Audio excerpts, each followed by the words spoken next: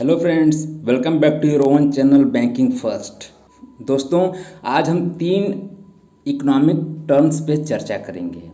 पहला है जीडीपी, दूसरा क्लेटन्स रूल और तीसरा रूल 72।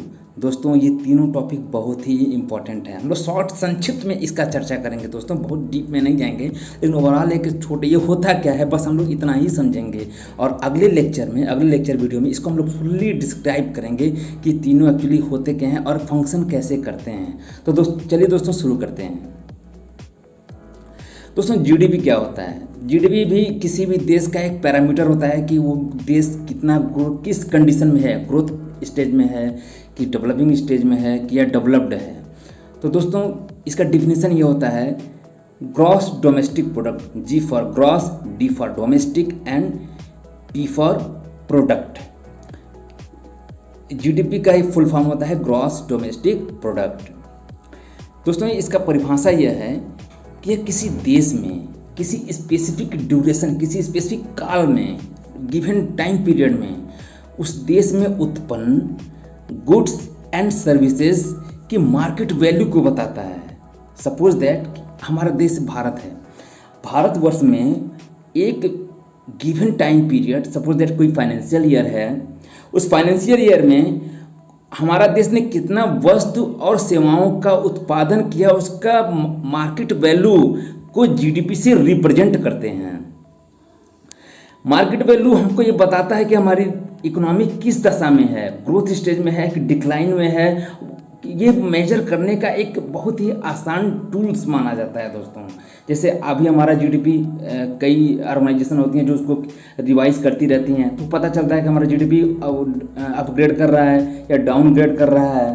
तो अगर हमारा जीडीपी अगर बढ़ रहा है यानी कि हम लोग ग्रोथ कर रहे हैं, जीडीपी गिर रहा है यानी कि ओवरऑल जो है गुड्स एंड सर्विसेज हम लोग के प्रोड्यूस जो हो रही हैं हमारी डिमांड को मीट नहीं कर रही हैं, मार्केट वैल्यू उनकी गिरती जा रही है, इसीलिए उसको जीडीपी गिरना कहते हैं। तो दोस्तों, जीडीपी किसी भी अर्थव्यवस्था का एक मानक होता है, वो उससे पता चलता है कि इस देश की दशा और दिशा किधर जा रही है। दोस्तों, अब हम बात करेंगे क्लेटन्स रूल के बारे में। क्लेटन्स रूल क्या होता है? दोस्तों, क्लेटन्स रूल किस पर अप्लीकेबल होता है, सबसे पहले ये जानना जरूरी होता है। क्लेटन्स रूल सीसी अकाउंट और ओडी अकाउंट पर अप्लीकेबल होता है, और करंट अकाउंट जो ओवरड्रॉन अकाउंट है उस पर भी यह अप्लीकेबल होता है।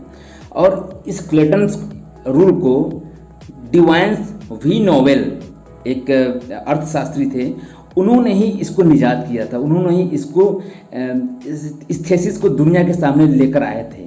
और ये किस पर लागू होता है दोस्तों, अगर आप एक किसी भी करंट अकाउंट का उसका बैलेंस शीट देखेंगे तो उसमें जो first item on the debit side that is discharged और reduced by the first item on the credit side. दोस्तों, ये जब अकाउंट उसको जो पहला डेबिट होगा वही पहला क्रेडिट होगा, यही क्लेटन्स रूल कहता है, जो हमेशा सीसी और ओडी और करंट अकाउंट ओवरड्रॉन अकाउंट पर ही अप्लीकेबल होता है।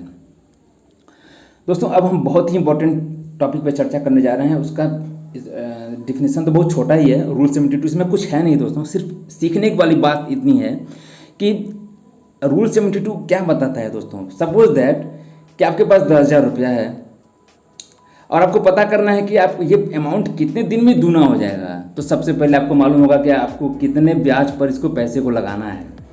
एक एग्जांपल मैं आपको देख समझाता हूँ। मान लीजिए आपके पास 10,000 रुपया है और जहाँ पर भी आप पैसा दे रहे हैं या रख रहे हैं या डिपॉजिट कर रहे हैं, फिर एफडी कर रहे हैं, उस पर आपको ब्याज मिल रहा है 6%। तो 72 को 6 से अगर डिवाइड करेंगे तो आएगा कितना? 72 divided by 6 is equal to 12, यानी कि ये 12 साल में यह अमाउंट आपका दूना हो जाएगा। इसी को कहते हैं रूल 72। तो दोस्तों, ये वीडियो आपको कैसा लगा बिल्कुल आप हमको कमेंट बॉक्स में बताइए। इस इन्फॉर्मेशन आपको कितना इम्पोर्टेंट लगा, इसको लाइक कीजिए, वीडियो को